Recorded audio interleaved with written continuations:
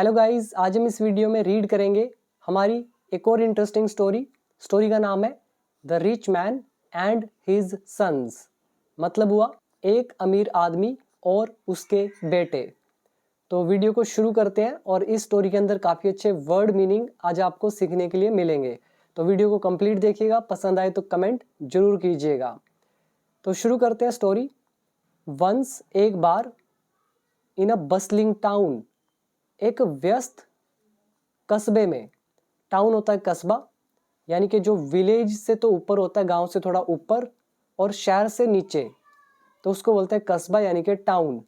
Bustling का मतलब होता है चहल पहल वाला या फिर व्यस्त, जहाँ पे लोगों की आवाजाही काफ़ी हो, लोगों का आना जाना लगा रहता हो, उसको बोलते हैं bustling. Bustling is an adjective. तो एक बार एक व्यस्त कस्बे में देयर लिव्ड रहता था एन एफ्लुएंट बिजनेसमैन, एक धनी व्यापारी। एफ्लुएंट होता है धनी, संपन्न, धनवान। नेम्ड, जिसका नाम था नारायण। तो यहाँ पे हमने किए दो वर्ड मीनिंग याद। एक हो गया बसलिंग, चहल पहल वाला, हलचल वाला, व्यस्त। दूसरा है एफ्लुएंट, धनी, संपन्न या फिर धनवान। दोनों हमारे एडजेक्टिव्स। और रूल हमने यूज किया देयर का चैप्टर, और ये लिव्ड है सेकंड फॉर्म, तो पास्ट इंडेफिनिट टेंस।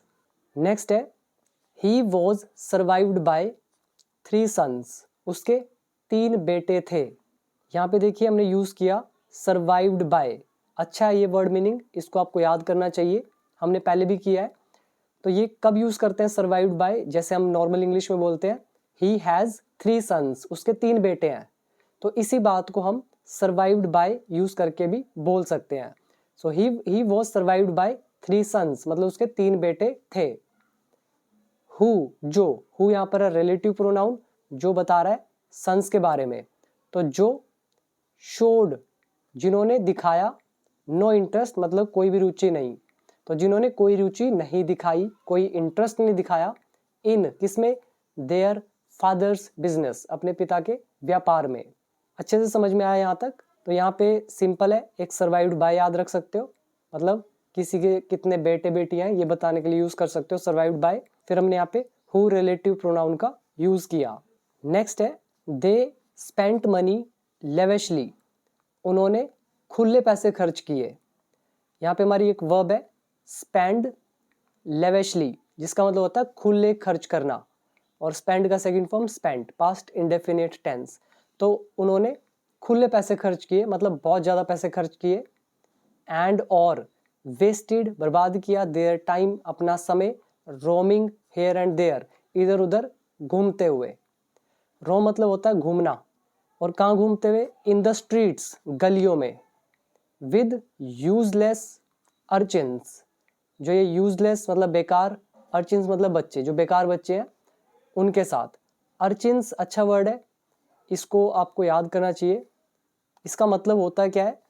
जो आवारा लड़के होते हैं, बेसहारा या फिर फटे हाल कपड़े डालकर, तो उस तरह के जो बच्चे होते हैं गलियों में इधर उधर घूमते रहते हैं, उनको बोलते हैं अर्चिन्स। यूजलेस मतलब हो गया बेकार, तो बेकार बच्चे जो है उसके लिए यूज किया गया है यूजलेस अर्चिन्स।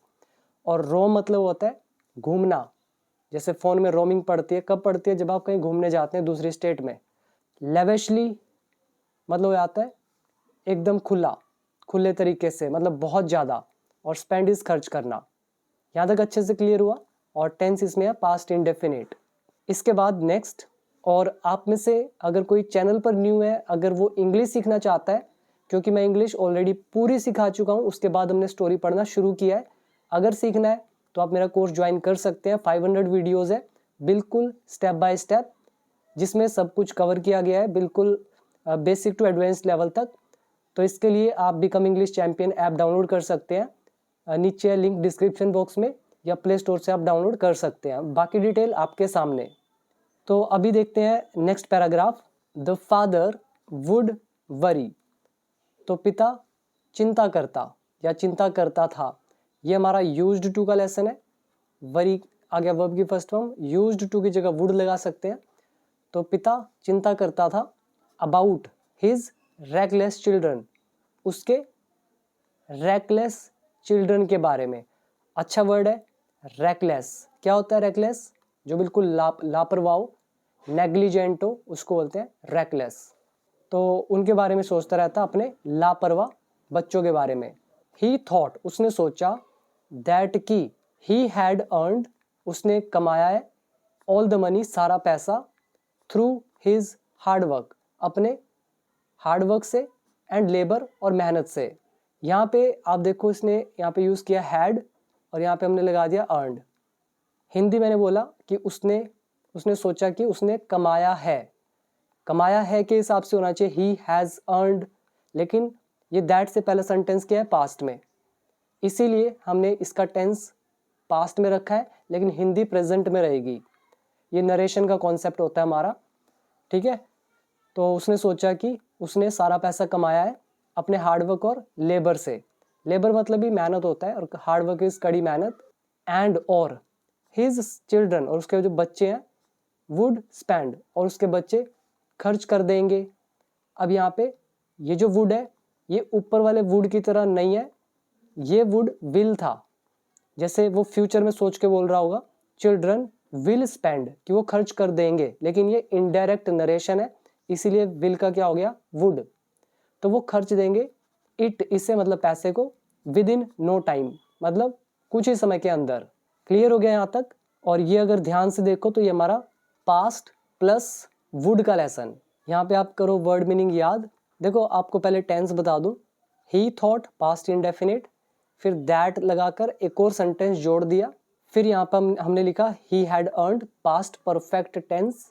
उसके बाद यहाँ पे एंड लगा के ये जो अगला सेंटेंस है ये will plus first form will का कर दिया वुड, ठीक है। तो ये हमारा सारे रूल इसमें यूज हुए। तो अभी वर्ड मीनिंग देखिए, लेबर मतलब मेहनत, हार्ड वर्क भी होती है कड़ी मेहनत, और इसमें ऐसा कोई मुश्किल वर्ड नहीं है, एक ये याद कर सकते हो, विद इन नो टाइम, कुछ ही समय के अंदर। नेक्स्ट, ही डिसाइडेड, उसने फैसला किया, टू टेस्ट, टेस्ट करने का, किसको? हु, कि कौन, अमंग हिज सन्स, कि कौन उसके बेटों में, वॉज, है, द एबलेस्ट वन, सबसे सक्षम, सबसे लायक। एबल होता है लायक, एबलेस्ट होगी सुपरलेटिव डिग्री, यानी कि सबसे लायक। सुपरलेटिव डिग्री के साथ लगा दिया द। हिंदी में मैंने यहाँ पे बोला है, ठीक है। तो उसने फैसला किया टेस्ट करने का, हु अमंग हिज सन्स, कि कौन उसके बेटों में से, वॉज, है। मैंने था क्यों नहीं बोला? क्योंकि वही सेम सेंस, ये हमारा पास्ट है हिंदी, उसने फैसला किया। अब ये पास्ट में है तो अगला जो सेंटेंस आ रहा है वो भी ऑटोमेटिकली इज का बन गया वॉज, लेकिन हिंदी प्रेजेंट में ही रहेगी। और हु यहाँ पर है रिलेटिव प्रोनाउन, जो कि यूज़ किया जा रहा है उसके बेटों के लिए, कि कौन, ठीक है। यहाँ पे सॉरी रिलेटिव प्रोनाउन नहीं, यहाँ पे कौन का सेंस देगा, जो का सेंस नहीं है, तो कौन, ये रिलेटिव प्रोनाउन नहीं है, सिंपल कनेक्टर की तरह यूज़ हो रहा है, ठीक है। और इसमें वर्ड मीनिंग आप देखो ध्यान से, एबलेस्ट, सबसे सक्षम, सबसे योग्य, सबसे लायक। अब देखते हैं नेक्स्ट, फिर क्या होता है? वन डे, एक दिन, ही कॉल्ड हिज सन्स, उसने अपने बेटों को बुलाया, एंड सैड, और कहा। क्या बोला? अब उसके डबल इन्वर्टेड कॉमास में उसके exact words, my dear children, मेरे प्यारे बच्चों, I am embarking on a pilgrimage, मैं तीर्थ यात्रा शुरू कर रहा हूँ, या तीर्थ यात्रा पे जा रहा हूँ। यहाँ पे देखो एक बहुत प्यारा वर्ड यूज हुआ, एम्बार्क ऑन। एम्बार्क का मतलब होता है स्टार्ट करना या कंटिन्यू करना, किसी प्रोजेक्ट को, किसी टास्क को, किसी चैलेंज को, कोई भी मुश्किल काम हो, जब आप उसको शुरू करते हैं, कोई बिजनेस हो, प्रोजेक्ट हो, या जर्नी हो, कुछ भी, तो उसको शुरू करने के लिए हम बोलते हैं एम्बार्क ऑन, याद करना चाहिए। और दूसरा वर्ड पिलग्रिमेज, मतलब तीर्थ यात्रा। तो माई डियर चिल्ड्रन, मेरे प्यारे बच्चों, I am embarking on a pilgrimage, कि मैं तीर्थ यात्रा शुरू करने जा रहा हूँ या तीर्थ यात्रा पर जा रहा हूँ। एंड और आई विल रिटर्न, और मैं वापस आऊँगा, आफ्टर 6 months, 6 महीनों के बाद। अब ये डायरेक्ट स्पीच है, इसलिए हमने कोमास के अंदर लगाया, और एग्जैक्ट उसके जो कहे थे शब्द वो लिखे हैं। अगर इनडायरेक्ट होता तो हम क्या लिखते? यहाँ पे आई की जगह भी बदलता, एम का भी कुछ और हो जाता, वॉज या वर, यहाँ पे विल का हो जाता वुड, अगर इनडायरेक्ट नरेशन होता तो। आगे देखते हैं, आई एम इंटरेस्टिंग, बहुत प्यारा वर्ड है अगेन, जैसा कि मैंने कहा था कि काफ़ी अच्छे वर्ड मिलेंगे आपको। एंट्रस्ट, एंट्रस्ट मतलब होता है सौंपना, ट्रस्ट होता है विश्वास, और एंट्रस्ट इज सौंपना। सौंपते किसको, कोई चीज़ आप देते हो जिस पर विश्वास होता है, तो सौंपना मतलब देना किसी को विश्वास के साथ। तो आई एम एंट्रस्टिंग, मैं सौंप रहा हूँ, ईच ऑफ यू, प्रत्येक को, सम मनी, कुछ पैसा। तो ईच ऑफ यू मतलब हो गया तुम तीनों को, प्रत्येक को तो मैं पैसा दे रहा हूँ। लेट मी सी, मैं देखता हूँ, हाउ, कैसे, ईच ऑफ यू कि तुम में से प्रत्येक, कीप्स रखता है, एंड यूजेज और इस्तेमाल करता है, द मनी पैसे को। यहाँ पर ईच ऑफ यू है सब्जेक्ट, हाउ जोड़ने का काम कर रहा है, ये हमारा लेट का चैप्टर, और यू यहाँ सब्जेक्ट है, कीप है वर्ब की फर्स्ट फॉर्म रखना, इसके साथ हमने लगा दिया एस।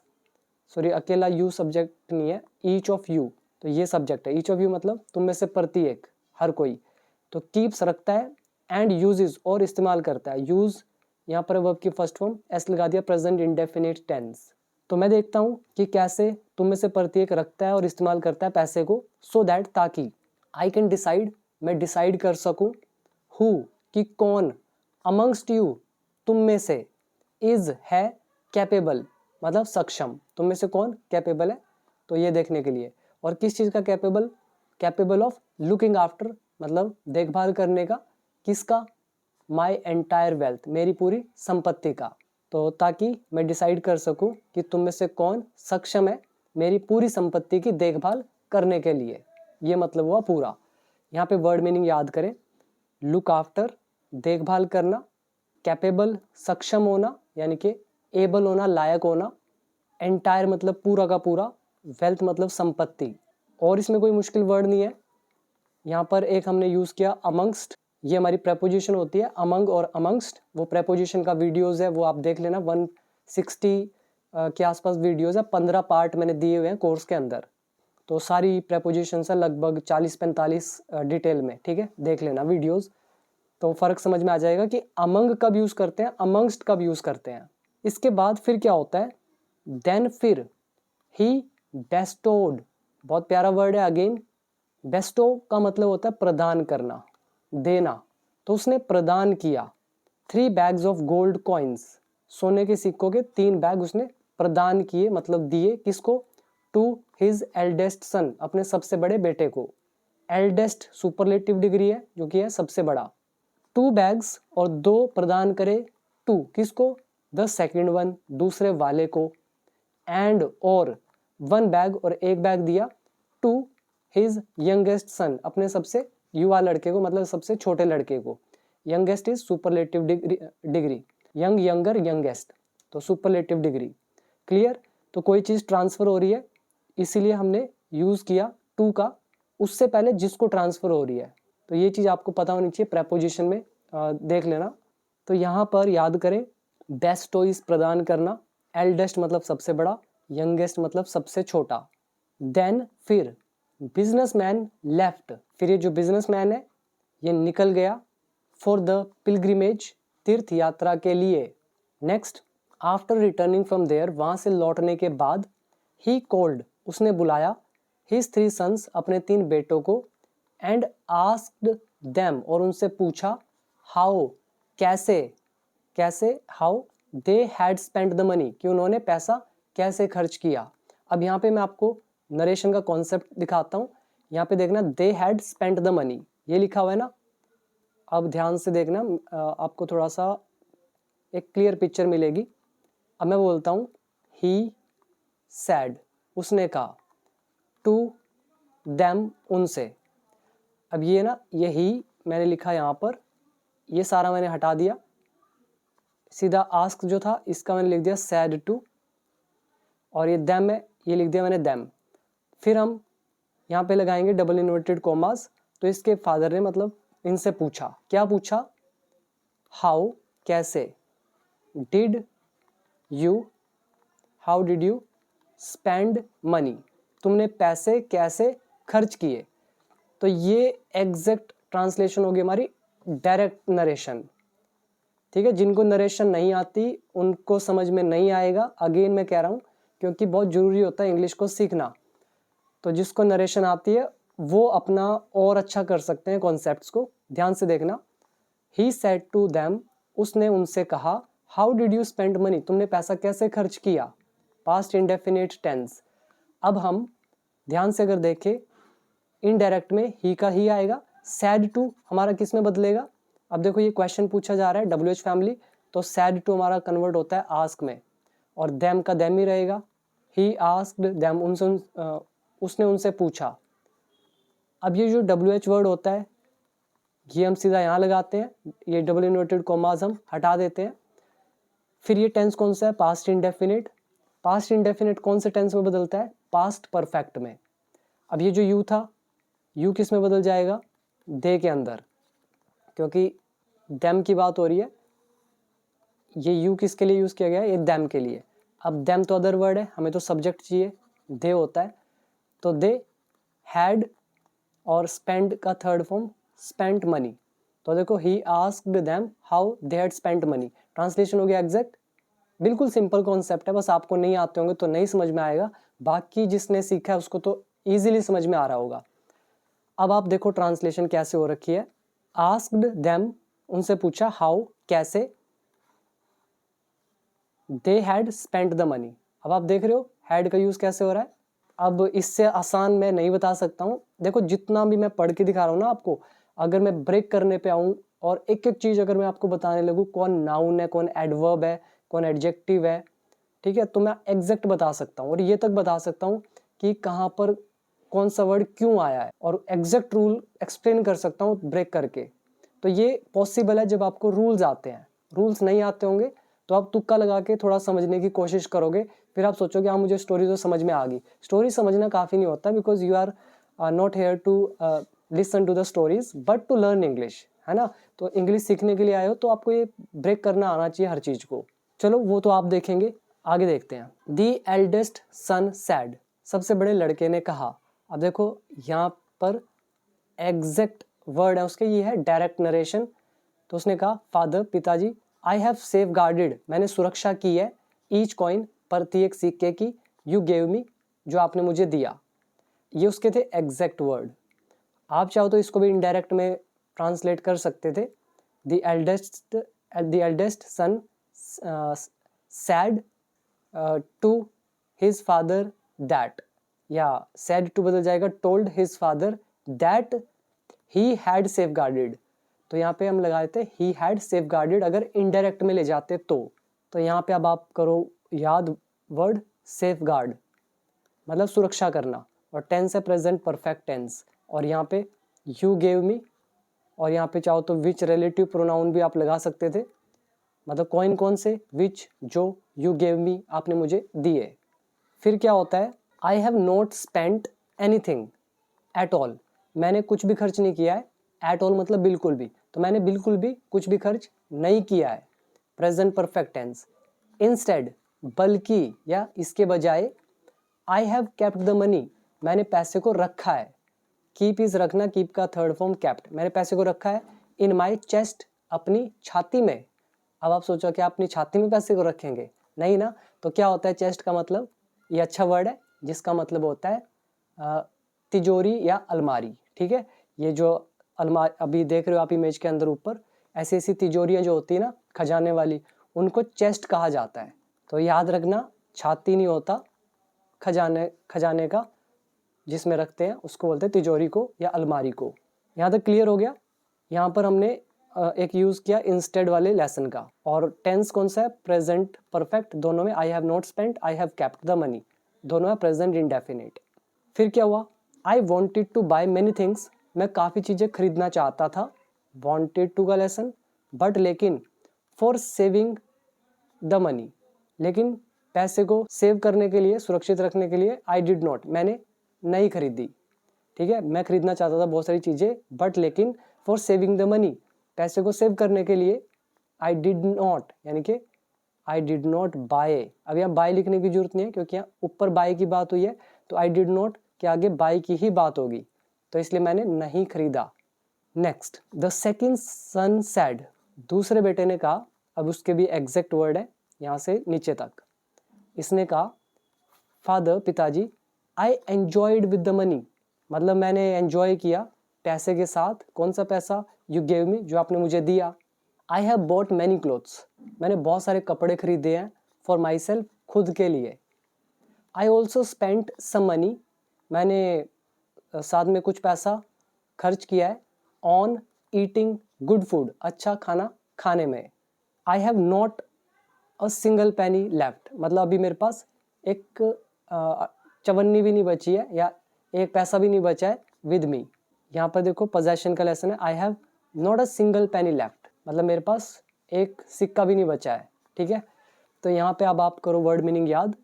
वैसे रूल तो कोई मुश्किल नहीं है, पास्ट इंडेफिनिट यूज हुए हैं और एक ये हैव है पोजेशन वाला। एन्जॉय विद सिंपल है, बताने की जरूरत नहीं है। और बाय का third form bought, for myself हो गया खुद के लिए, और सिंगल पैनी एक रुपया भी बोल देते हैं। अब देखते हैं नेक्स्ट पैराग्राफ।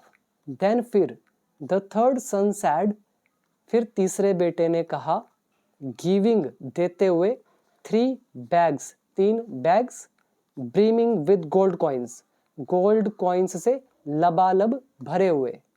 यहाँ पे देखो द थर्ड सन सैड, तीसरे बेटे ने कहा, गिविंग देते हुए। अब ये कौन सा लेसन है, सो को थर्ड में, जो मैंने आपको बताया था कि आईएनजी लगने से क्या हिंदी निकलेगी, कुछ करते हुए।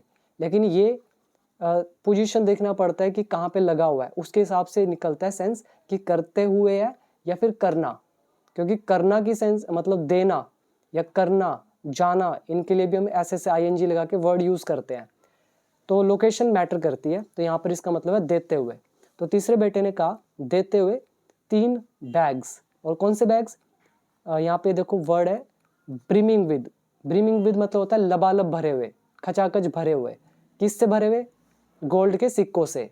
तो वो देते हुए कहा, क्या बोला, फादर पिताजी, आई स्टार्टेड अ बिजनेस, मैंने एक बिजनेस शुरू किया, विद द मनी पैसे के साथ, यू गेव मी जो आपने मुझे दिया, एंड और earned a lot of profit और बहुत मुनाफा कमाया। The father embraced the youngest son, पिता ने, एम्ब्रेस मतलब गले लगाना, तो पिता ने गले लगाया सबसे छोटे बेटे को, एंड सैड और कहा। अब उसने क्या कहा, बट उससे पहले करो वर्ड मीनिंग याद। बहुत प्यारा वर्ड है एम्ब्रेस, अपनाना, गले लगाना। ऐसी ब्रिमिंग विद समथिंग, किसी चीज से लबालब भरे हुए होना।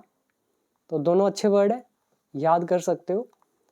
तो पिताजी ने क्या बोला उसको गले लगाकर, यू आर वर्दी ऑफ, तुम लायक हो। अब देखो वर्दी ऑफ आ रहा है, मैंने आपको इंस्टाग्राम पे ये वाला वर्ड बताया था वर्दी ऑफ, इस पे 2-3 सेंटेंस भी मैंने आपको दिए थे, आप देख लेना, इंस्टाग्राम पे वीडियो गिवन है।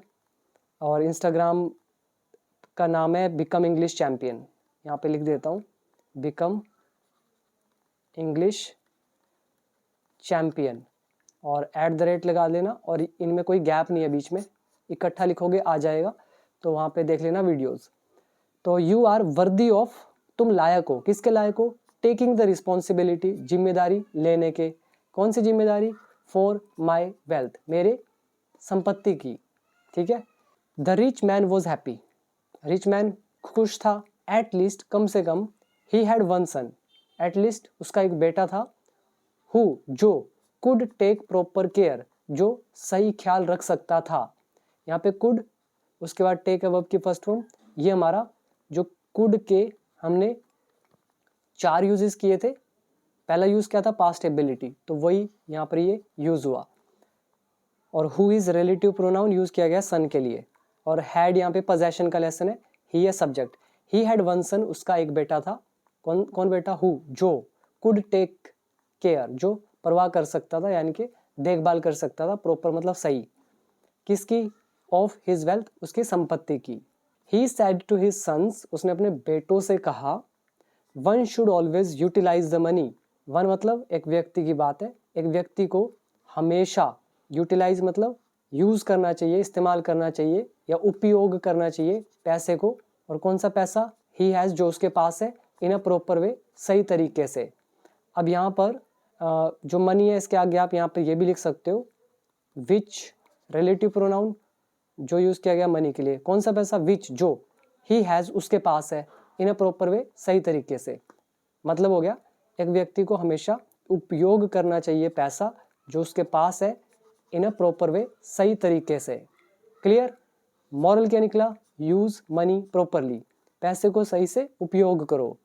अब करो वर्ड मीनिंग याद। एक हो गया रिस्पॉन्सिबिलिटी, जिम्मेदारी, वर्दी ऑफ, लायक होना। फिर यहाँ पर प्रॉपर आ रहा है एडजेक्टिव मतलब सही, यूटिलाइज मतलब उपयोग करना, इन अ प्रॉपर वे सही तरीके से। तो ये हो गए हमारे वर्ड मीनिंग एंड स्टोरी। तो कैसी लगी वीडियो गाइस जरूर बताइएगा, और जो लोग इंग्लिश सीखना चाहते हैं वो अब ऐप को डाउनलोड कर लेना।